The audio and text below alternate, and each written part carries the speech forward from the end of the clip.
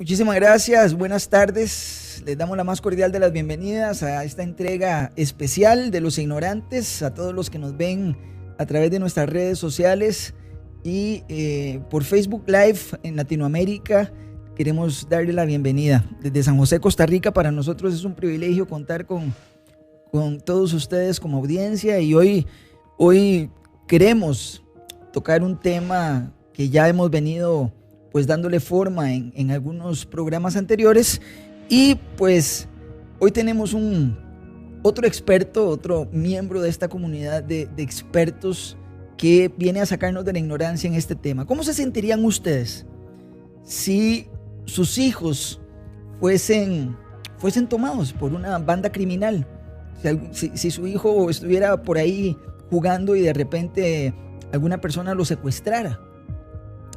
Yo creo que esa es una pregunta que los que somos padres de familia nos pone a meditar.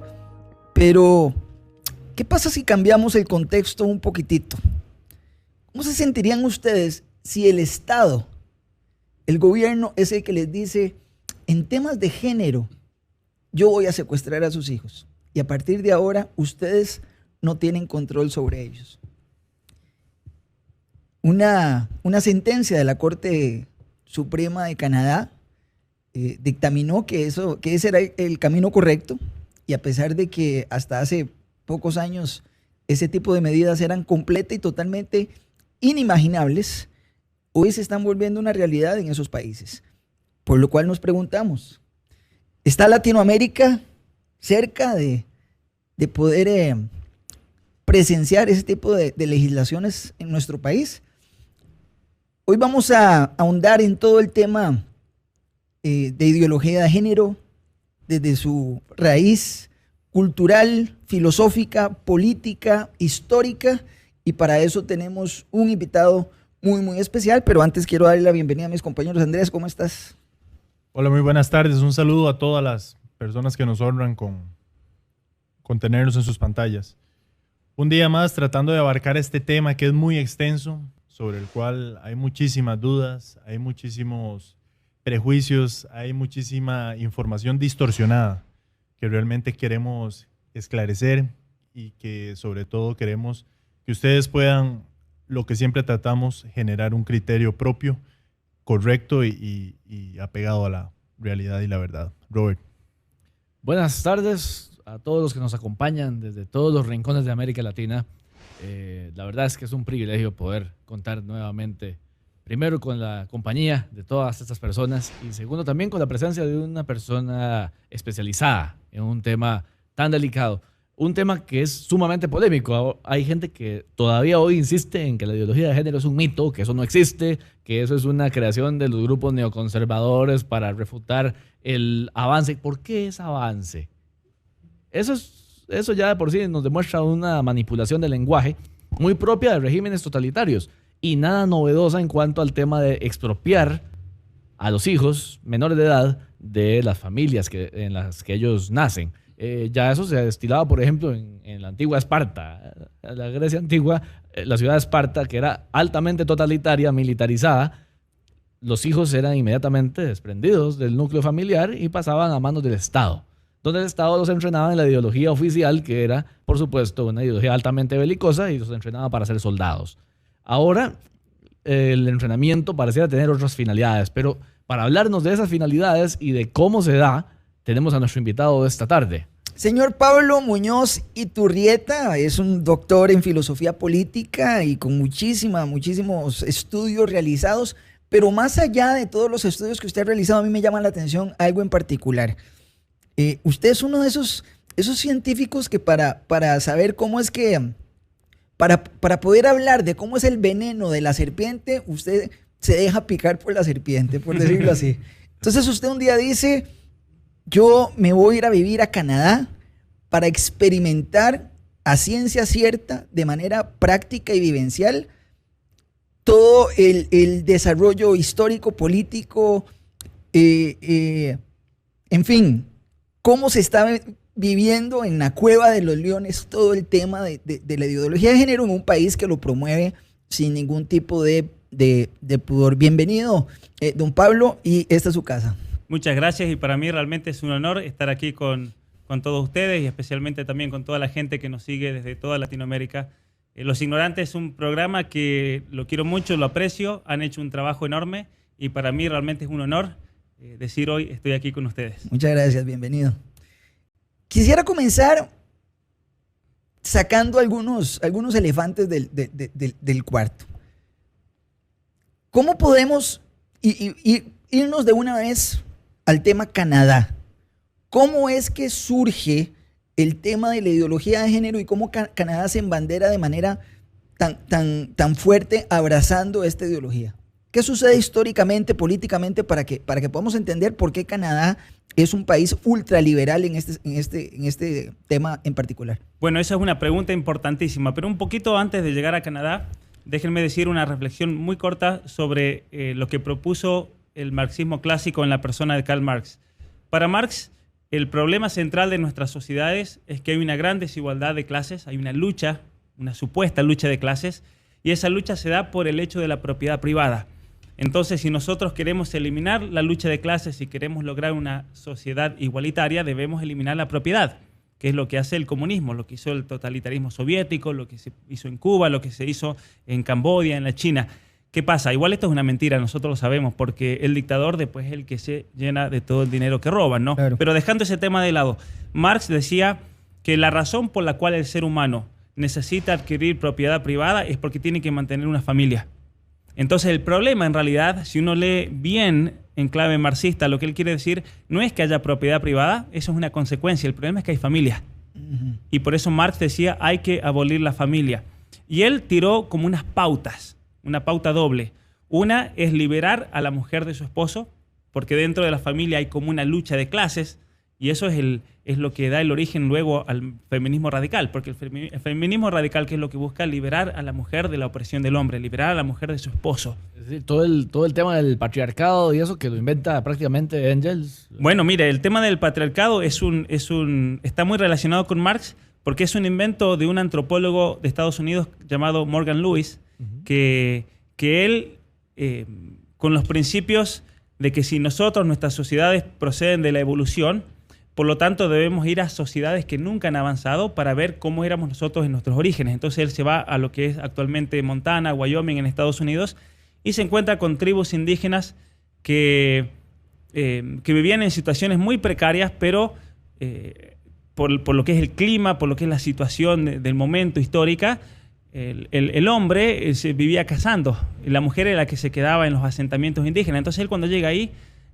las mujeres muchos no sabían quién era el padre de sus hijos. Entonces la única relación, el único modo de poder realizar una conexión es por medio de la madre. Entonces él dice, estas eran las sociedades primitivas, eran matriarcales. Hasta que un día el hombre se le ocurrió ser el padre, el patriarca, para dominar a la mujer. Lo cual esto no tiene absolutamente ningún sentido. Esto en lo que es la antropología, ya a fines de los años 1800 se dejó totalmente de lado porque es un invento. Claro. ¿Sí? Ahora, pero Marx decía, toma de esa idea, ¿sí? Hay que liberar a la mujer del hombre y hay que liberar a los hijos de los padres. Y eso, el marxismo posterior, lo que se llama el marxismo cultural, que no solamente lo propone Gramsci, sino que esto surge en el ámbito de la escuela de Frankfurt, en Alemania, estamos hablando de los años 1920, dicen que el modo como hay que liberar a los hijos de la familia es por medio de la sexualización, la hipersexualización del niño. Y ellos fueron los que idearon los primeros programas, por ejemplo, de educación sexual integral. Mucha gente piensa que la educación sexual es algo nuevo. No, es algo que ya se impuso en la Unión Soviética, se impuso en Hungría. Fue tremendo realmente lo que se hizo. Y en el año 1923, un conjunto de pensadores alemanes se reunieron en la Universidad de Goethe en Frankfurt y decidieron fundar un centro de estudios sociales, que en Alemania, yo tuve la oportunidad de estar en Alemania y estudiar, como chiste en el ámbito universitario se le llama la Universidad Karl Marx, porque es todo marxismo cultural, ¿sí? Pero ¿qué pasa? Cuando llega Hitler al poder, todos estos comunistas se tienen que ir. ¿Y a dónde se van? Se van a Estados Unidos. Se van a Estados Unidos, llegan a la Universidad de Columbia, en primer lugar Herbert Marcuse, él enseña ahí, y desde Columbia se expanden a la mayoría de las universidades, tanto de Estados Unidos como de Canadá. Es así como el marxismo cultural, ¿sí? La nueva izquierda, como se dice, se infiltra en toda la sociedad, y eso afecta luego al gobierno. Es así como se infiltran dentro del Partido Demócrata en Estados Unidos y el Partido Liberal en Canadá, que a eso venía la pregunta, ¿no? Llama la atención porque estos filósofos y toda la escuela de Frankfurt, en lugar de tomar la dirección de los países comunistas, se van a buscar el país más capitalista que encuentran. Y van a vivir como reyes, con sus sueldos y con sus beneficios y demás. ¿Sí? Más o menos, cuando ellos llegan a la Universidad de Columbia, ¿estamos hablando de qué década? Años 30. Años 30. Sí. Huyendo de Hitler. Huyendo de Hitler. Llegan a la Universidad de Columbia, de ahí fundan el Centro de Estudios Sociales en Nueva York, que es un centro de marxismo hasta el día de hoy. Y ellos, bueno, se infiltran de a poco en todas las universidades, y en el ambiente, yo que conozco bien el ambiente académico de Estados Unidos, de Canadá, hay como una mafia, ¿sí?, dentro del ambiente académico, en el cual es muy difícil conseguir una posición académica, especialmente en ciertas universidades. ¿Por qué? Porque si uno no tiene un parentesco con todo este pensamiento, por así decir, claro, uno no entra. Sí, y eso es interesante porque muchas veces no son los mejores los que llegan a Harvard, a Yale, a Columbia, sino que son los que están de acuerdo con este sistema totalitario, comunista. Uno tiene que comulgar con el sistema. ¿Sí? Increíble. O sea que de libertad académica no hay nada. Y es lo que denuncia, por ejemplo, el gran psicólogo Jordan Peterson en Canadá, que dice esto es una mafia aquí realmente, que es como el marxismo cultural por un lado de la escuela de Frankfurt, por otro lado tenemos la escuela postmodernista de Francia, que han copado las universidades con el supuesto propósito de enseñar teoría crítica. Entonces la gente, los padres, por ejemplo, de familia, dicen, no, mis hijos van a aprender teoría crítica, claro, a criticar, a aprender mejor. Y no saber por su cuenta. Y no significa eso. La teoría crítica significa destruir todo el pasado, todo lo que ha construido nuestra civilización occidental, porque lo ve bajo la categoría de opresor y oprimido. Y es por eso que la escuela de Frankfurt es muy interesante. Ellos han impregnado todo lo que es la realidad del ser humano, porque no es que se metan solamente en la cuestión social o las cuestiones filosóficas, se han metido en el psicoanálisis. Entonces han hecho una fusión de psicoanálisis freudiano con marxismo. Por eso la cuestión sexual también. Sí, es un reset total. Se han metido en la literatura, se han metido en la política, en el activismo. Todas las escuelas del género, todas las escuelas de la mujer, estudios de la mujer, estas facultades pseudocientíficas, son simplemente facultades que están entrenando a gente como apóstoles, por así decir, que vayan por todo el mundo a implementar esta ideología. Misioneros, pero misioneros de una idea realmente totalitaria y criminal, que es el marxismo, que ahora la vemos aplicada a distintos ámbitos del ser humano. Especialmente la ideología de género es una nueva forma y muy peligrosa. Y haciendo justicia, pues, todo esto no exonera de alguna manera a los estudiantes, porque ellos ven a sus profesores como héroes, como su referente intelectual. Su figura de autoridad. La gran responsabilidad de estos profesores que se les abrieron las puertas de las universidades para vengan, implementen todos sus conocimientos. Yo percibo ahí también un tema de suma de prestigios. El profesor tal tiene prestigio porque está en tal universidad, que a su vez es prestigiosa, y la autoridad se autoafirma, la autoridad de ese profesor. Entonces el profesor puede decir cualquier disparate y lo toman en serio. Sí, totalmente. Miren, déjenme que les comparta algo. Esto del día de ayer. El CONICET en Argentina, que es un centro de investigación pagado por dinero del Estado que cierto mantiene a muchos científicos y demás para que hagan investigaciones, publicó esto. Se llama un congreso y reuniones científicas, Memoria Queer e Historia Anal, cuando el cómic nos abre el culo y nos gusta. Este es el título de un estudio científico. Sí, disculpen por las palabras, pero miren lo que dice el resumen. Este texto busca rastrear y pensar ciertas cuestiones vinculadas a la disidencia sexual y a las representaciones pseudo-subversivas en el marco de lo que podríamos llamar memoria queer y autohistoria disidente. ¿Sí? Entonces, dice, ¿qué tiene que ver la historia queer y la historieta anal? ¿Qué es la historia anal? ¿Cómo puede ser que nos abra el culo y nos guste? Esto es lo que se enseña como ciencia. Esto para que todos los padres que nos escuchan abran los ojos y digan qué le están enseñando a nuestros hijos en la universidad, por favor. Le están dando un nuevo significado al tema de los anales de la historia. Y más o menos. Incluso veamos el lenguaje marxista, la disidencia. Tenemos que ser disidentes. Disidentes incluso en el modo de vivir la sexualidad. Porque para la ideología de género, la relación heterosexual que llaman ellos, ¿sí? Que eso implica la procreación de una nueva vida, es algo impuesto por el hombre para dominar a la mujer. De hecho, hay una feminista radical que dice que hay que masturbarse en el brazo, porque eso es ser disidente. Hay que sacar los parámetros de lo que significa la sexualidad. O sea, acá estamos ante una locura realmente. Deconstrucción total. Una deconstrucción total, tomando la sexualidad, que es pues algo sagrado, si no, no estuviéramos nosotros 4 aquí conversando, producto de esa interacción entre un hombre y una mujer, biológicamente XX, XY, eso no se puede mutar, no se puede, es innegable. Volviendo al tema Canadá, ¿cómo es que Canadá entonces lo apropia con tantísima vehemencia? ¿Cómo es que Canadá, todo esto del marxismo cultural, toda la enseñanza de la escuela de Frankfurt se infiltra en las universidades, pero esto también tiene nombres y apellidos, no es que esto sea una ideología que anda como un fantasma. Hay que salir de lo que, como decía, de la teoría conspirativa. Esto tiene nombres y apellidos. En Canadá, esto se realizó en gran parte, mayoritariamente, por el trabajo del padre del actual primer ministro de Canadá.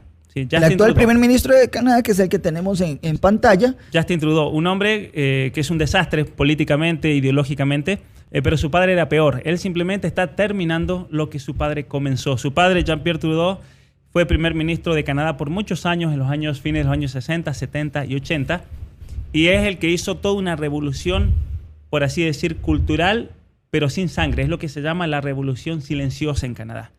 En Quebec, por ejemplo, el Estado expropió a la iglesia, principalmente la iglesia católica, pero todas las otras denominaciones también. Les quitaron todas las iglesias, todas las escuelas.